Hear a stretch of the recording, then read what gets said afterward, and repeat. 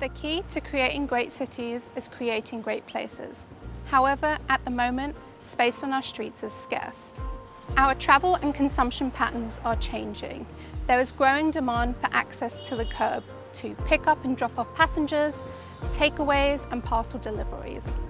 With 10 years of technology being compressed into 1 year, we have certainly noticed that the regulations and roadblocks in place on a state and local council level have certainly created a lack of flexibility into activating takeaway, delivery and alfresco dining.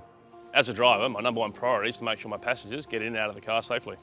One of the challenges I face is that when I'm dropping passengers off or picking them up on busy streets, there's nowhere to stop. As an Uber driver, I also have 2 daughters that I drop off and pick up at school. They have dedicated kiss and drive areas. It'd be handy if Uber had those as well. The lack of pick-up and drop-off for rideshare vehicles is actually the symptom of a broader problem in how we allocate curbside in our cities.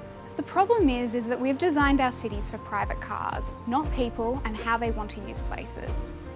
Decisions around how we allocate the curbside, whether it be a bus stop, a parked car or a bike lane, has a huge impact on the public realm. WSP was commissioned by Uber to unpack how to create future-ready curbsides that serve great places.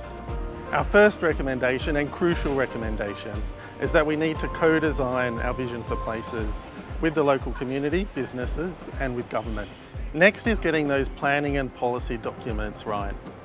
Too often they focus on movement function over place. Our third recommendation is that we need to really focus on getting our curbsides working harder for our local businesses and for communities. By shifting the focus from private car travel to shared mobility, including walking, cycling and public transport, cities can keep moving and create great places.